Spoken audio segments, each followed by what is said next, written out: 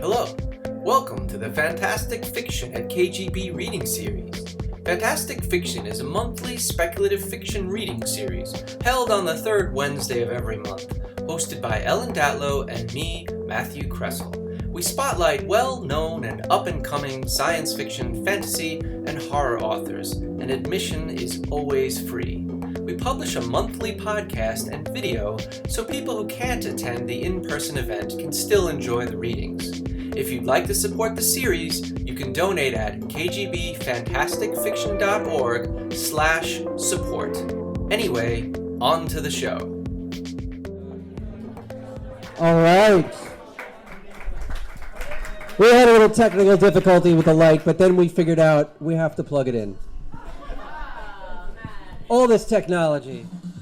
So disconcerting. I am Matt Kressel. I am the co-host of Fantastic Fiction at KGB, here with Ellen Datlow, except Ellen Datlow is not here. That's another Ellen. Almost had me for a second. Ellen Datlow is at StokerCon. So Mercurio de Rivera is doing his best cosplay of Ellen. What do you think? That's right. And you need to edit people on the fly and say, that's not correct.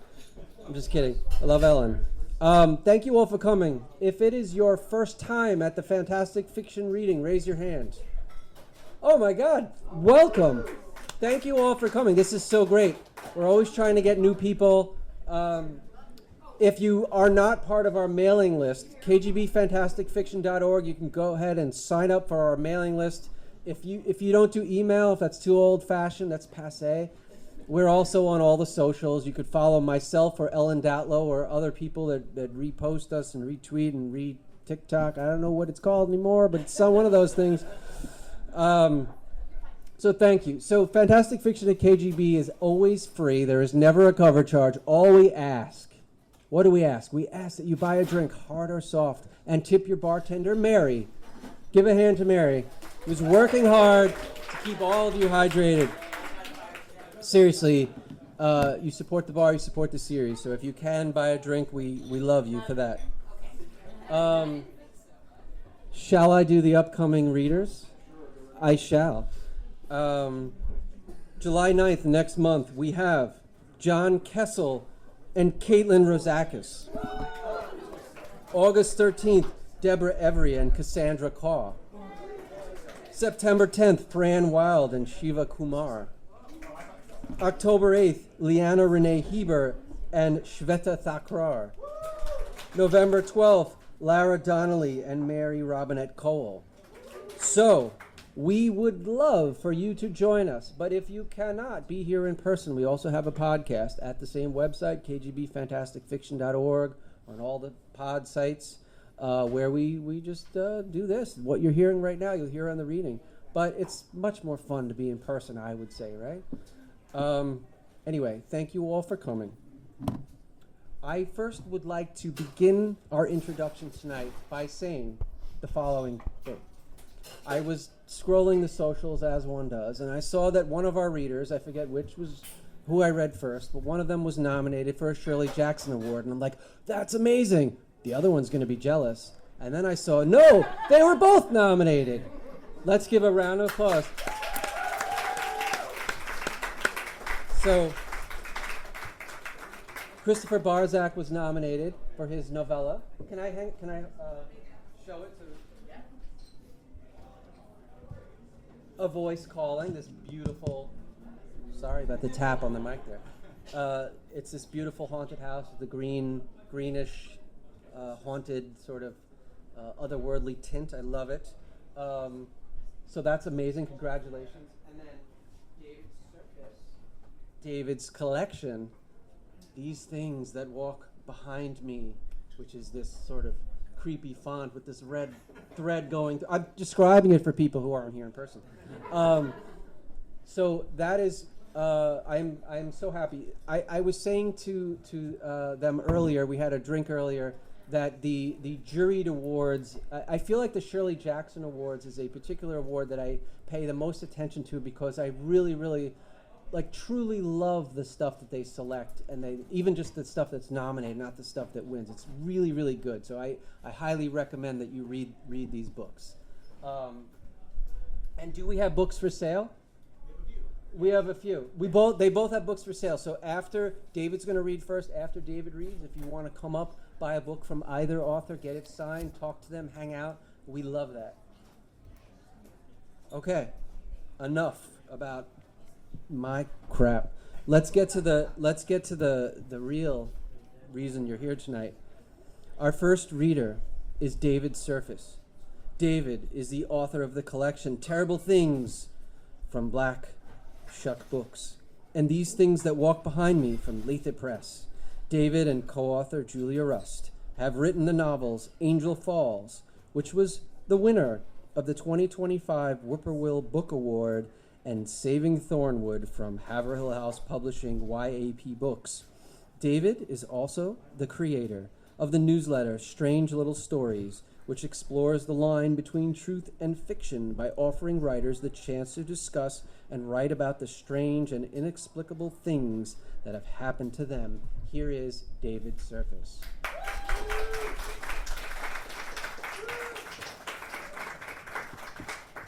Thanks, Matt.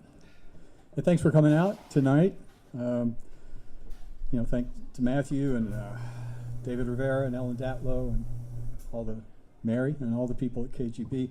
I'm really glad to be here. I mean, this is so freaking cool. But what really makes it cool is I get to read with Chris Barzak. Because Chris is it's true.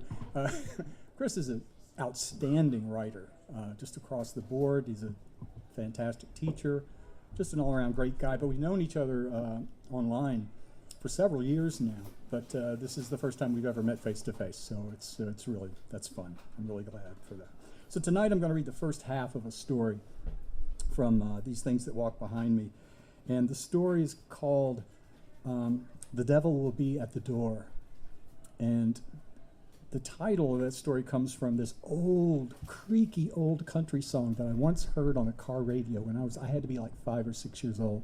My parents were driving through the back hills of Kentucky, and this song comes on, and it's really spooky, kind of old Appalachian Everly Brothers kind of thing. And the chorus to the song was, I'm not going to sing it, don't worry, but the chorus was, don't go to Matt's cabin, don't go to Matt's cabin, the devil will be at the door. Don't go to Matt's cabin, don't go to Matt's cabin, you'll never be seen anymore. It scared the pee out of me. I was in the back seat, just like this. So now here I am, decades later. I said, I'm going to look for this. I remember it, I'll never forget it. So I go looking for the song on our friend the internet. No trace of it. I cannot find that song anywhere. So if anybody here tonight can tell me where the fuck that song comes from, come up to see me, I'll buy you a drink. So that'll be cool. What, did I hear a taker? Anyway, the devil will be at the door, first half. I always wanted to believe in ghost stories. It was easy to do growing up in the church. On my knees every Sunday, I'd close my eyes and reach out to the invisible world. The invisible world never spoke back, but I knew it was there. It was the unseen world I was drawn to. The stories of ghosts and monsters that I loved so much were not so different from the stories I heard in church every Sunday. Miracles and curses, blood sacrifice, even the dead being raised up. It was all the story of an unseen power and the promise that one day I could become part of that story.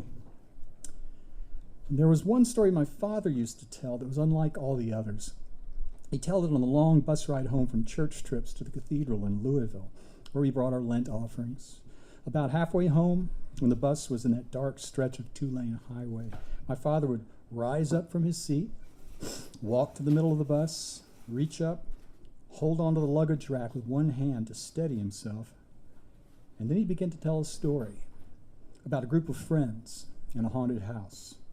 One by one, the friends would dare each other to enter the haunted house alone. Then the others would go in and find their friend butchered, each time in more explicitly horrible ways. At the end of the story, all the friends are slaughtered like sheep, except the last one, who knows that he too is doomed. I know I have to go back there. There's something there. It's waiting for me.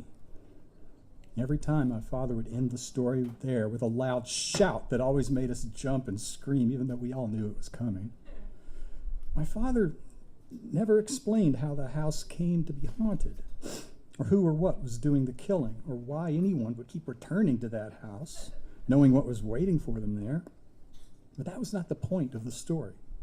The point was a cold wave of raw nerve horror and dread that rose up and rushed through that dark bus, taking all of us with it. Listening to his warm, familiar voice turn hard and cold as an ice pick, it was hard to believe the man telling this story was the same man who stood in the pulpit and talked about Easter morning and God's forgiveness. It seemed like someone or something had taken his place.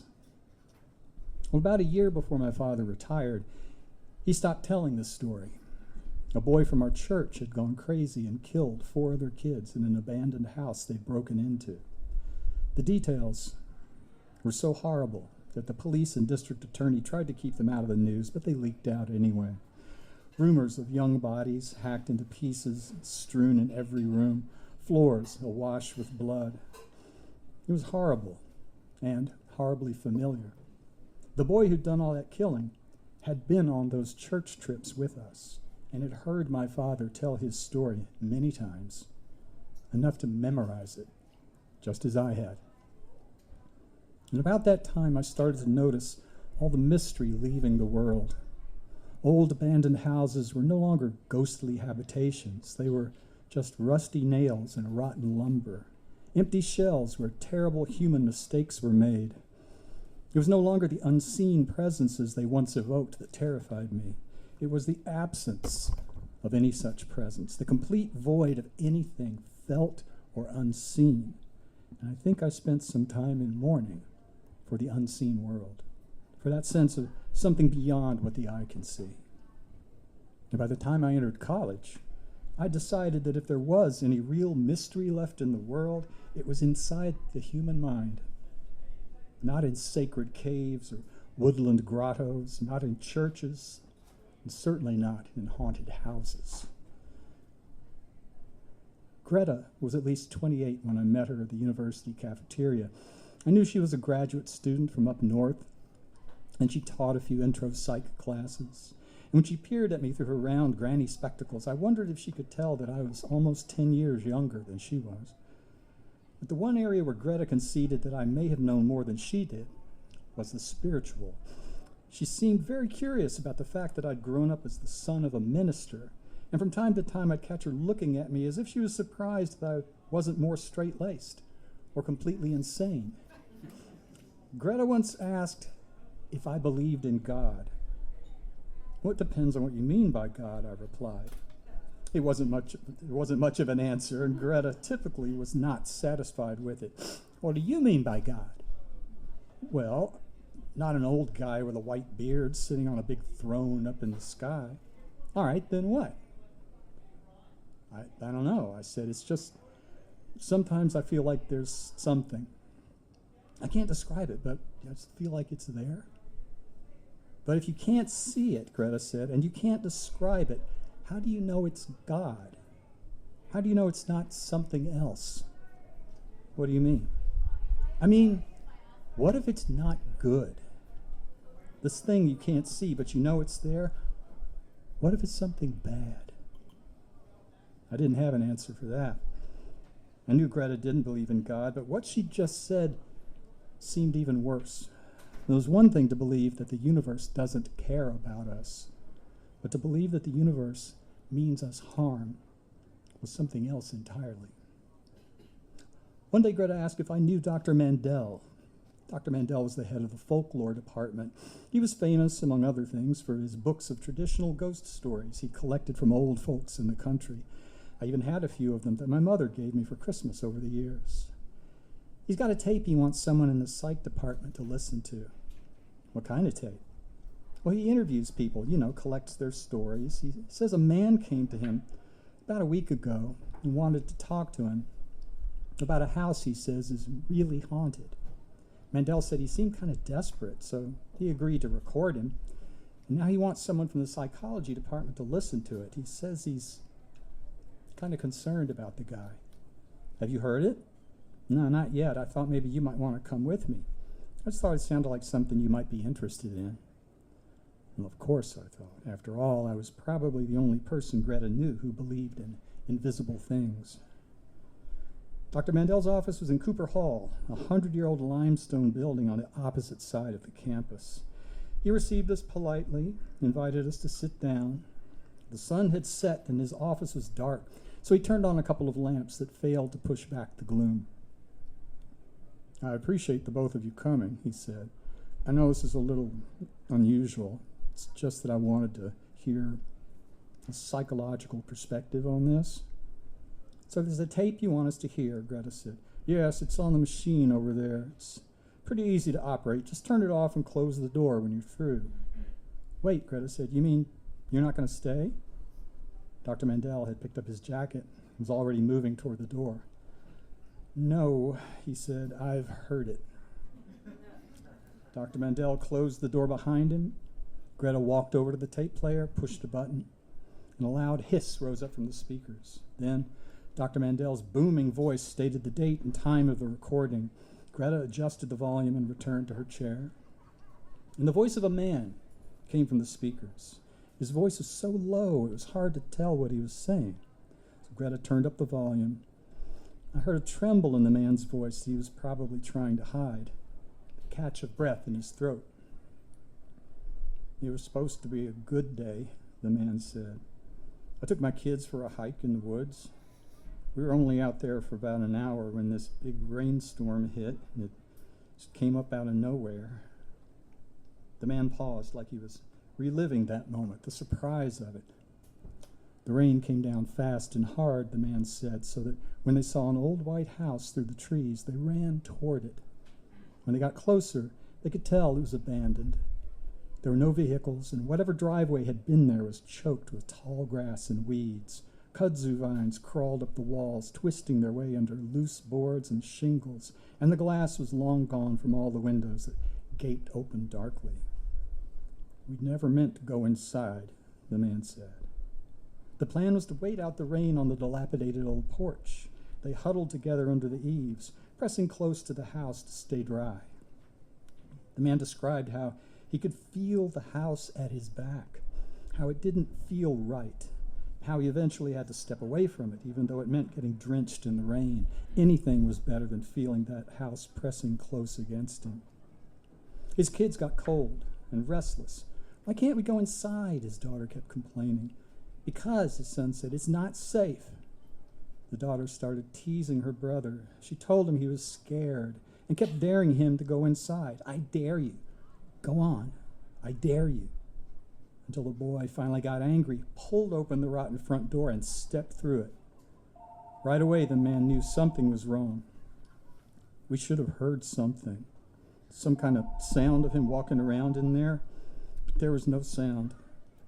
Just the final dripping of the rain that suddenly stopped. The daughter got nervous, asked the man why he wasn't going to look for his son. I wanted to go in there, but I couldn't. I tried, but it's like my legs were frozen. And she kept asking me, why don't you go in and look for him? Why don't you go in? It made me angry, so I told her, you made him do it. You made him go in there. Go look for him yourself. I don't know why I said that. It was like something else was talking through me. And then she went inside. At this point, there was a long silence. I was sure that the tape had run out until I heard the scratchy sound of the man's breathing. At first, I thought he was crying, until I realized that he was struggling to breathe. I thought it was going to be quiet, like when my boy went in before, but it wasn't. Sounds that came out of that house, it's like animals being skinned alive. When the man started talking again, he sounded exhausted. His voice stretched thinner and weaker, like he'd aged years in the telling of his story.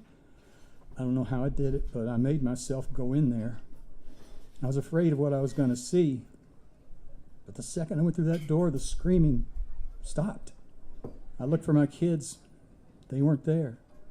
There was no blood, no footprints, nothing. It was like they were never even there. There was another long pause. Now I know. I have to go back. There's something in there. and it's waiting for me. When the tape was over, I managed to turn toward Greta. I was surprised to see her head resting face down and her folded arms on the table. I said her name. She looked up, her face paler than I'd ever seen it. "You okay?" I asked.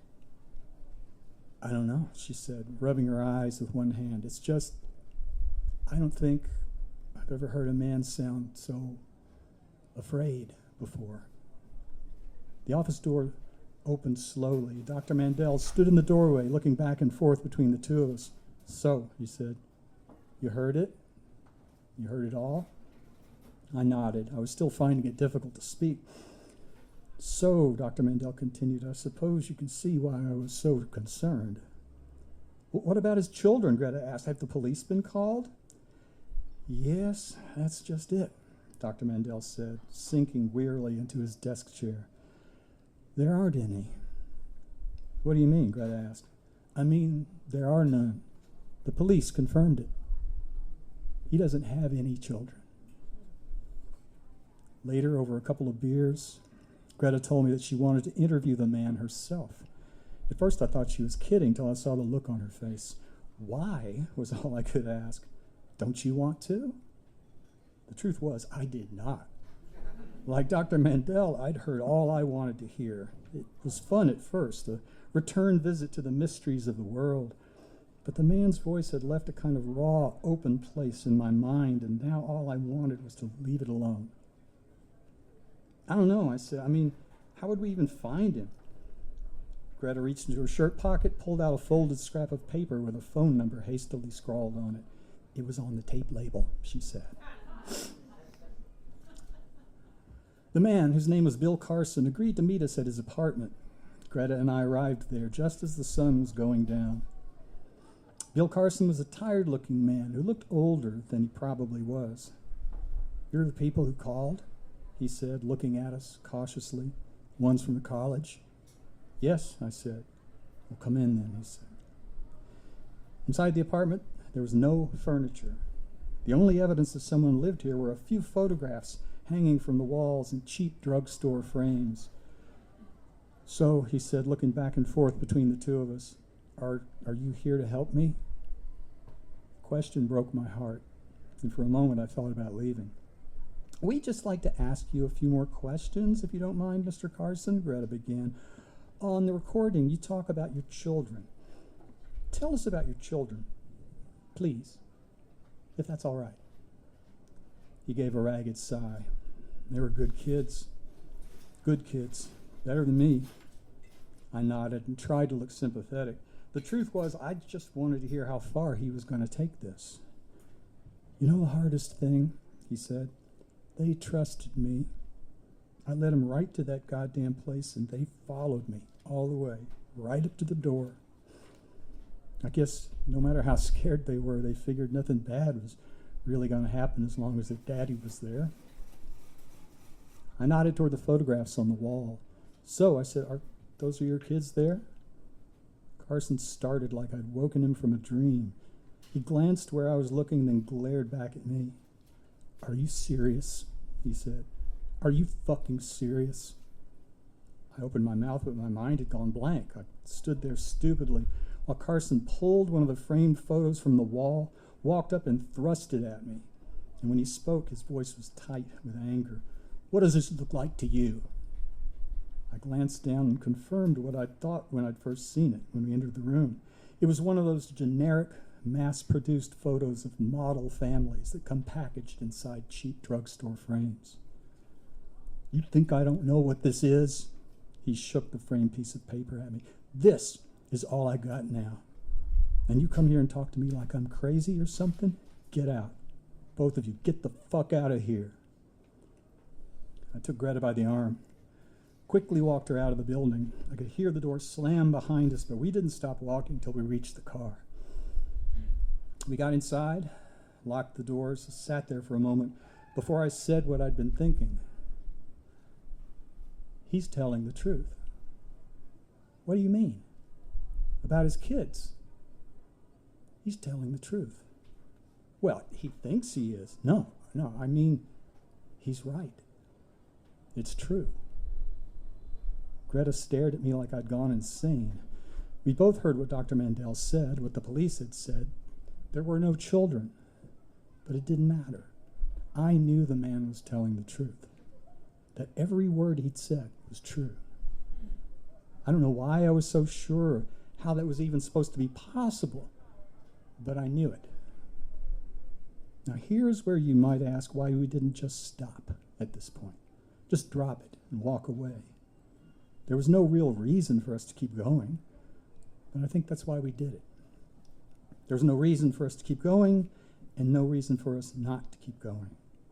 It felt like some kind of big black hole had opened when we weren't looking, and we were already falling into it. Because I knew this story. I'd known it all my life.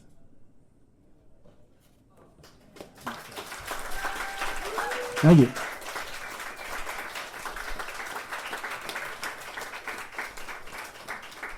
Thank you, David. That was great. So we're going to take about a 10 or 15-minute break. And like I said, you can come up and buy copies of the author's books and get them signed and just hang out, have a drink. We'll be back in 15 minutes with Christopher Barzak.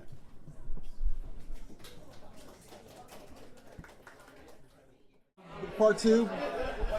Before we begin the second part of the reading tonight. All right, here we go. Before we begin the second part of the reading tonight, we have Cam Robb wants to come up and make a brief announcement. Cam, come right up.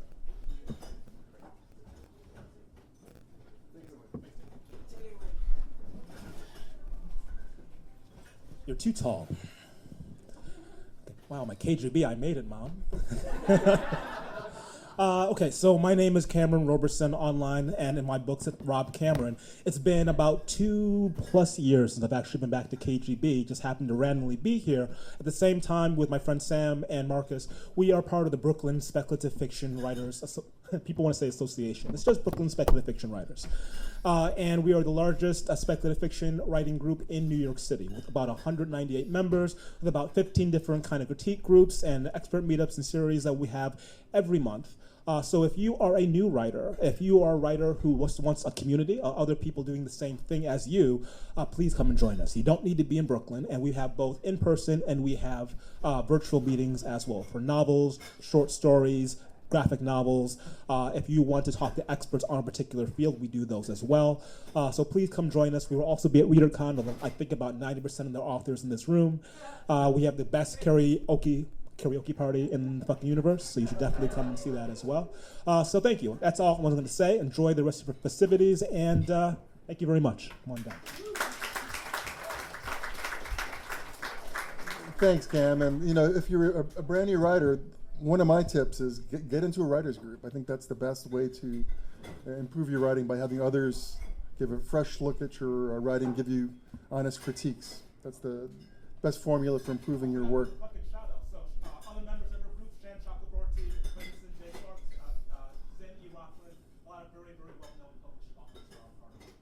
That's great. That's great. So for the second part of our reading tonight, I'll introduce myself. I'm David Mercuri Rivera, and I want to thank Matt and Ellen for allowing me to co-host tonight. And whenever I co-host this reading series, I'm always struck by the rich history behind it. And a lot of times we don't pay attention to the fact that it really is a rich history. This establishment, this building was constructed in the 1920s, and when it was first made, it was called the Palm Casino Speakeasy. This is in the middle of Prohibition, mind you, and it was owned by a gangster, Lucky Luciano. And so that was this location for quite a while until the 1940s, and then following the Prohibition era, it became a local headquarter of a Ukrainian socialist party. So it was a socialist, Ukrainian speakeasy for many years. And then in the 1980s, it kind of it was reestablished. The new owner, Dennis Wojciech, created the Crane Art Gallery downstairs. Crane is just Ukraine without the U, but the Crane Art Gallery downstairs. And for many years, this place was vacant. And then in 1993, he reestablished it as a bar called the Crane Gallery Bar. Now think about that. KGB, Crane Gallery Bar. So that's why it's called the KGB Bar, folks. That was in 1993. In the late 90s is when this reading series was established by Terry Bisson and Alice K. Turner. And it's gone strong ever since then. Ellen Datlow became one of the hosts in the year 2000. Matt Kressel has been a co-host since 2008. Is that possible? 2008. So with that rich history in mind, it's my pleasure now to introduce our second reader tonight, who is Christopher Barzak. Christopher Barzak's most recent book is the novella, A Voice Calling. He is the author of the Crawford Fantasy Award-winning novel One for Sorrow, which was made into the Sundance feature film Jamie Marks is Dead.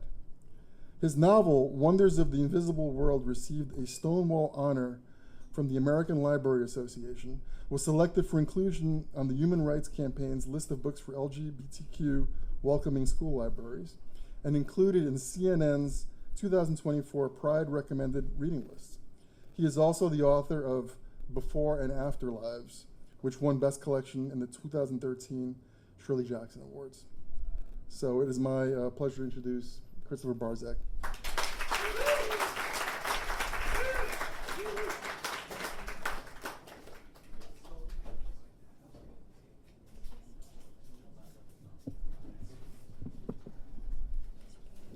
Hello. Thank you for that, David. It's been a while since I've been to the KGB. Is everything okay with like voice? Okay, yeah. It's been a while. And but I spent a lot of time here coming with my friend Rick Bose when I first started publishing short stories in the early 2000s, and then later as a reader when I started publishing books. So I'm really glad to be back here after a span of not being here. And so I'm going to read from A Voice Calling, my novella that just received a Shirley Jackson Award, which is pretty awesome. I'm excited. I'm going to read some chapters out of order of the book, but I think they still work regardless of however they appear. So I'll just get started. A Voice Calling. The latest victims. There has always been a family subject to the house's torture. For nearly 80 years, it was the Adelsons. Before that, it was the Oliver family. No one in town, not even our oldest residents, can remember who lived in the house before the Olivers. We have stories, of course, oral recountings of the family who built what we all refer to now as Button House, but their name has been lost to history. If anyone is curious, there is the library with town records ready to be opened, but unfortunately barely any documentation remains regarding Button House, other than that it was noted in one history of the town to have appeared in quite an odd fashion. By that, the historian was referring to the order in which Button House and its surrounding orchards and fields had been built and cultivated. It was odd, the writer noted, that it was first the orchard that had been seeded and grown to full fruit-bearing capacity prior to the house itself having been built later. This was odd because in those days it had been tradition for a home to be erected and then the land around it to be cultivated. Some of our oldest community members even speculate that the orchard of Button House must have been one of those planted by Johnny Appleseed himself as he worked his way from his first orchards across the border in Allegheny Valley at the turn of the century, traveling westward through Ohio, seeding as he went to make settling the land easier for those who eventually followed. They suspect this due to the randomness of the orchard's origin, but also due to the fact that the kind of apples those trees grew were the kind the legendary Appleseed was known to plant, not the type to be plucked and eaten. These were small, tart apples people used to make brandy and hard cider. Regardless, a hole in the house's history gapes in the town records until the first family, whoever they were, had already moved on, gone missing, or died, leaving the place open for the Olivers to settle in. In the absence of that knowledge, we have filled in the blanks with oral history, speculation, rumor, and gossip. much the same as some birds will make their nests out of mud, twigs, pine needles, straw, and random pieces of glittering plastic. Rose Adelson believed the house was trying to communicate something. She told her husband, "Women know houses better than men," and this is one thing Rose said that many of us in town agree with. They have a lot of opinions. There is, after all, what is called women's intuition. What exactly the house was saying eluded Rose as it eludes the rest of us. Where Rose wanted to determine its motivations, the rest of us wanted it burned to cinders. Communicate. Through all these years, her husband Jonas said, it was not Rose Adelson who grew up in the house after all, as he had.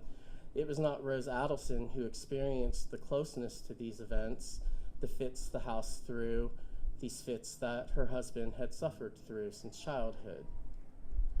If the house is trying to communicate, he told Rose, it has a sad idea of conversation. Rose and Jonas have no children. Well, to be precise, no living children. Once there had been a beautiful little girl named Emily with cheeks that blushed a red to match her mother's, but she did not take to this world. She died when she was only a year old. On a cold winter's night, when the house was frosted with ice, she stopped breathing. It wasn't until the next morning that they found her already off and soaring to the afterlife. A hole in her heart, the doctor said after examining her, pinching his forefinger and thumb together. A tiny hole. They had never known it was there. After their first few months of marriage, Rose and Jonas had become a bit reclusive, out of shame, out of guilt, fear, delusion. No one was really able to supply a satisfactory reason for their self-imposed isolation. After all, we don't live in that house, and frankly, none of us ever would. If walls could talk, though, and some believe the walls of Button House do talk, perhaps we'd understand that Jonas and Rose Adelson had good reason not to go out or to talk to neighbors. Even Rose's mother, Mary Kay Billings, didn't hear from her daughter except when Mary Kay called on the phone or showed up on the front porch of Button House, something she rarely did. That house gives me the creeps, Mary Kay Billings often told us. All those stories, well, I believe them. Why Rose wanted to marry into that family is beyond me.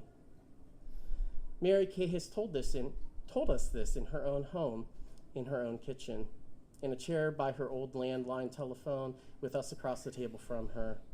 Once, she said, "Just you wait and see," then dialed her daughter's number. A few rings later, Rose answered, and they started talking. "Yes, well, I understand, Rose. Yes, you're busy, of course. Well, I wanted to ask how you and Jonas are getting along." Good. All right, then. I'll talk to you later. Bye now."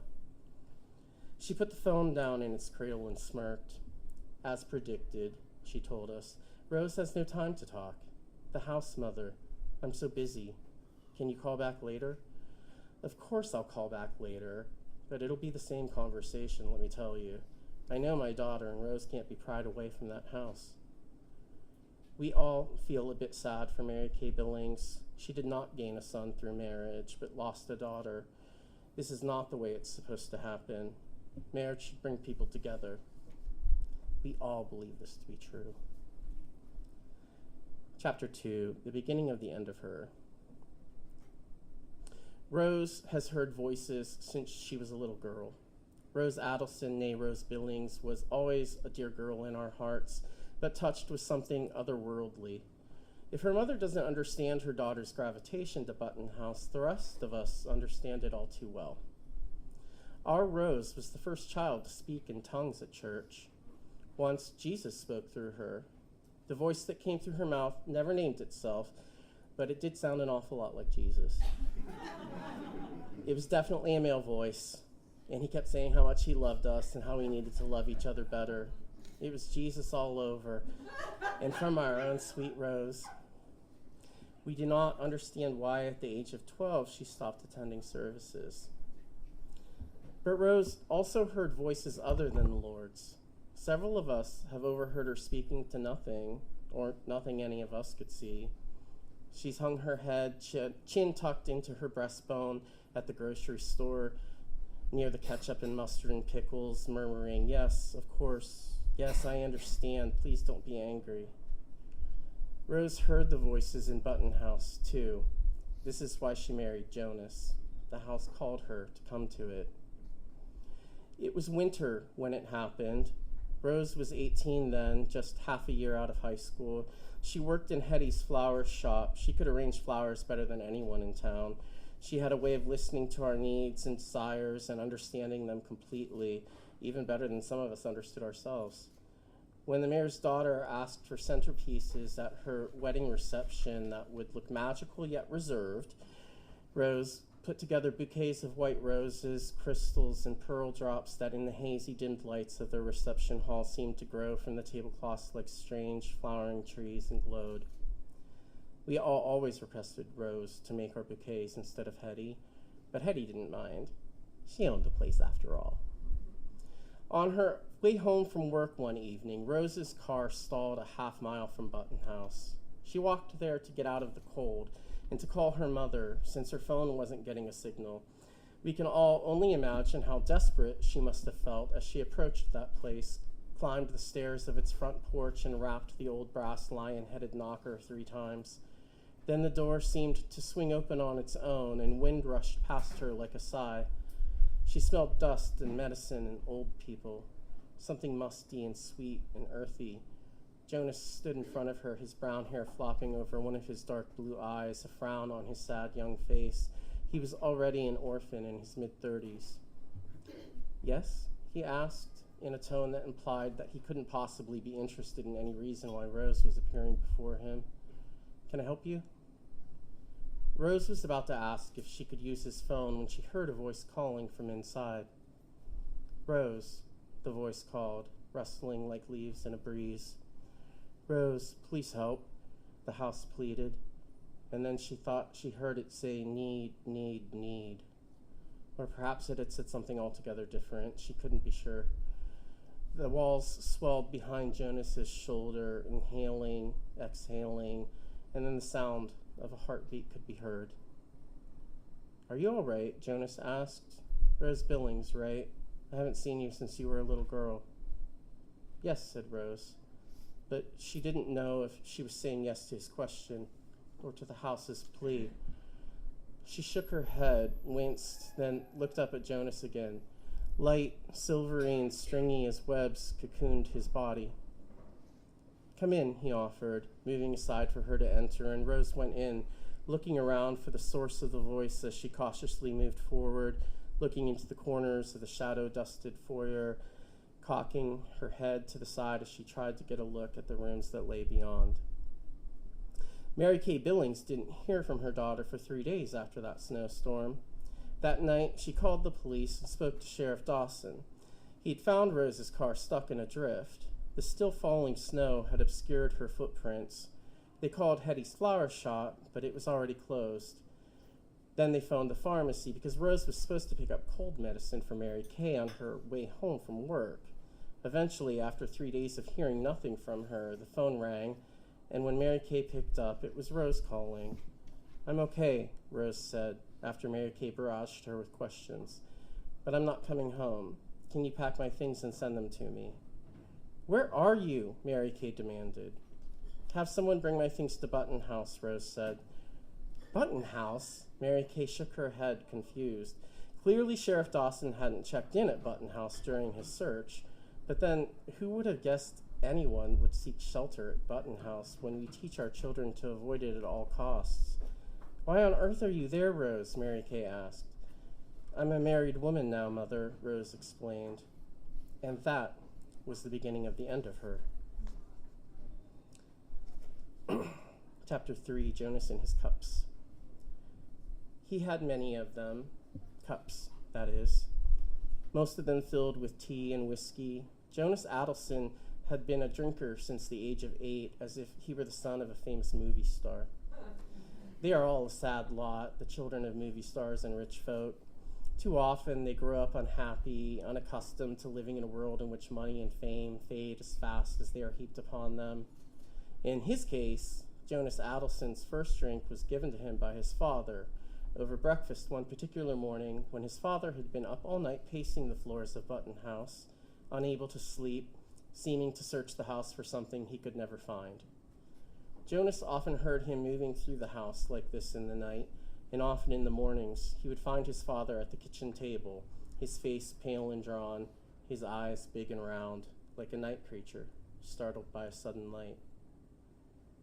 On one of these mornings, when Jonas had found him in this bedraggled state with a chipped blue fluted porcelain cup on the table before him, one from the collection of Royal Copenhagen porcelain his grandmother had brought to the house when she and the first James Adelson had moved in decades prior, he'd asked his father what was wrong. Jonas's father had lifted his head and responded with a silent, sad stare, as though he were trying to see the boy through a thick fog. And when Jonas, to break the awkward silence, had asked what he was drinking, his father had looked down at his cup and then back up at his son, who looked as worried about his father's condition as much as his father was worried by whatever kept him up at night so frequently. Gently, he pushed the cup over to Jonas, telling the boy to try it, which Jonas did, finding it a mix of tepid tea and whiskey. "That'll put hair on your chest," his old man said with a laugh when Jonas wrinkled his nose at the scent and the bitter flavor. "Go ahead, drink some more," his father encouraged, until Jonas had finished the cup. Later, the boy had to be sent home from school after his teacher, Ella Gardner, found his behavior erratic and smelled the whiskey on his breath, which the boy claimed he'd gotten into on his own, rather than blaming his father. But Ella Gardner never believed the boy. What an odd family, she's told some of us, after finishing this anecdote in many of our living rooms and kitchens over the years.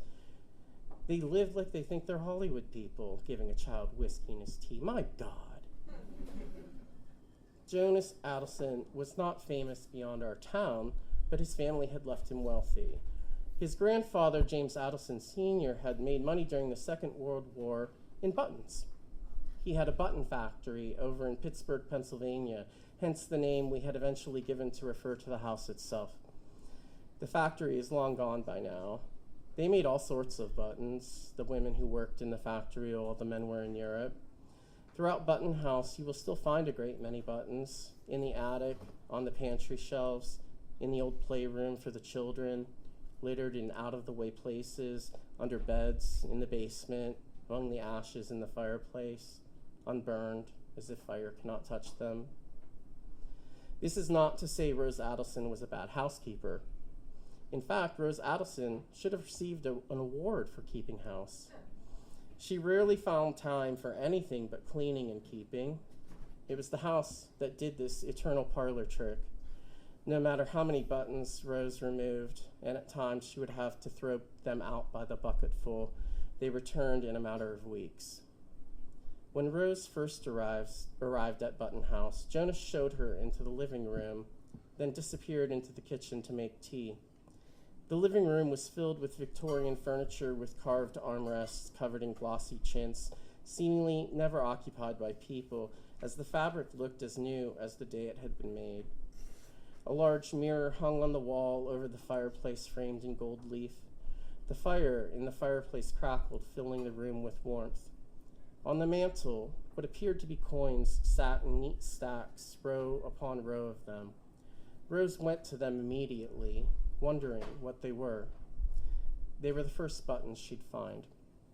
When Jonas returned, carrying a silver tray with the tea service on it, he said, "Good, get warm.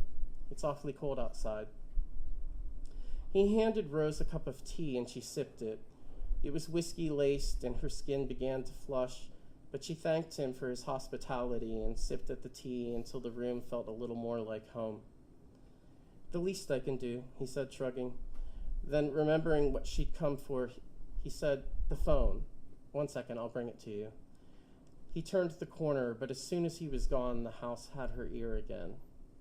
Another soul gone to ruin, it sighed with the weight of worry behind it. "Unless you do something." "But what can I do?" Rose, who was used to hearing things she could not see since childhood, asked. "It's nothing to do with me, is it?" The house shivered. The stacks of buttons on the mantelpiece toppled, the piles scattering, a few falling into the fire. You have what every home needs, said the house. I'm no one, said Rose, really. I wouldn't say that, Jonas said in the frame of the doorway. He had a cell phone in his hand held out for her to take. I mean, we're all someone, a son or daughter, a wife or husband, a parent. Maybe you're right, though, he said a moment later. Maybe we're all no one in the end. What do you mean? Asked Rose. She put the teacup down to take the phone. I'm thinking of my family, all gone now. So I guess by my own definition, that makes me nothing. Rose battered her eyelashes instead of replying. Then she put the phone on the mantel next to the toppled towers of buttons. She sat down in one of the chintz armchairs and said, Tell me more. The first lost family. Before the Adelsons, the Oliver family lived in Button House. Before the Olivers lived in Button House, the family that built the house lived there, but the name of that family has been lost to the dark of history. What we know about that family is that they were from the moors of Yorkshire, that they had come with money to build the house, that the house was one of the first built in this part of Ohio, that our town hadn't even been a town at that point. We shall call them the Blanks, as we do in town, for the sake of ease in conversation about a family whose name has been forgotten. The Blanks lived in Button House for 10 years before it took them. One by one, the Blanks died or disappeared, which is the same thing as dying if you think about it. For as long as no one you love can see or hear you, you might as well be a ghost. The Blanks consisted of Mr. Blank, Mrs. Blank, and their 2 children, twin boys with ruddy cheeks and dark eyes.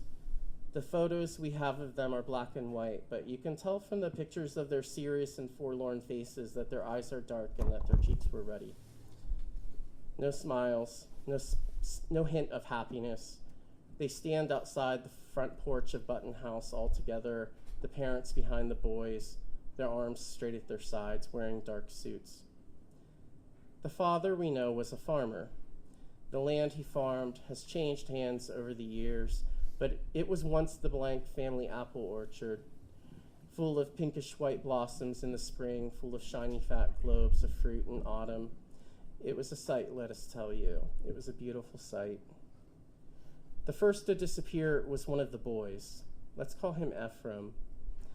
He was the ruddier of the two, and often on his own, even though his parents taught him not to wander. One afternoon, he and his brother went into the orchard to pick apples, but in the evening when the sun began to set, only Ephraim's brother returned to Button House, tears streaming down his face. What's the matter? Asked Mrs. Blank. Where's your brother? But the boy, William, we'll call him, could only shake his head and sob. His mother guided him over to a chair in the living room and sat him down. She knelt before him and wiped away his tears, telling him it was okay to just tell her whatever he could remember. Where was his brother? Finally, the boy was able to calm himself for just a moment, long enough to choke out this one sentence. The orchard took him. Then he burst into tears again. This sparked a heated debate around town. We who live here have always been a spirited group of people, ready to speculate about anything that might affect us. The general consensus arrived at was that the boy had been taken. Someone must have stolen him, like the fairies did in the old country. A stranger passing through who perhaps saw the perfect round ruddy globes of Ephraim's cheeks and mistook them for apples. It is a dark thought, this possible narrative, but dark thoughts have moved through this world, whether we like it or not. Mr. Blank died soon after his son's disappearance. He died, as they say, of a broken heart. Mrs. Blank found him in the kitchen, slumped over in his chair, his head on the table. She thought he was crying again, as he often did after his son's vanishing. But when she stroked his hair and then his cheek, she found him cold. His heart stopped up with sorrow. They buried Mr. Blank in the orchard beneath the tree where William last saw Ephraim. And only 2 years later, Mrs. Blank woke one night to find that she was alone in Button House. She searched every room twice, but could not find her last remaining family member, her young William. It was the middle of winter, in the middle of the night, and when Mrs. Blank stepped outside onto the front porch, she found a set of footprints in the snow that gathered on the steps. She followed them down and out the front gate, around back of the house and through the orchard, where they came to a stop at her husband's grave, at the tree where William last saw Ephraim. Mrs. Blank called out for William, but she only got her own voice back. That and the screech of an owl crossing the face of the moon above her. Then a rumbling came from inside the house. Mrs. Blank looked at the dark backside of the house, at its gingerbread eaves and square roof, at its dark windows tinseled with starlight, and shuddered at the thought of going back in without anyone waiting for her, without her remaining son beside her. The house rumbled again, though, louder this time, and she went inside without further hesitation. Perhaps Mrs. Blank, as it is sometimes said about Rose, had married the house, and this bond neither man nor God could break. William's body was never found, poor child. Like his brother, he vanished into nothing. But we say the orchard took him. Thank you.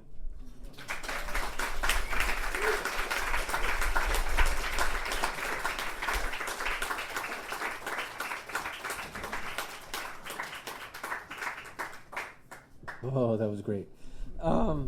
Thank you so much, Christopher. Thank you so much, David. We have books for sale still, I think. And thank you all for coming. And thanks to the KGB Bar. And we will see you all next month. So have a good night.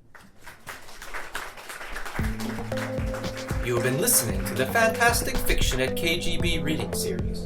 Check out our website at kgbfantasticfiction.org and click on support if you'd like to help keep the series going. Anyway, that's our show. Thanks for listening and see you next month.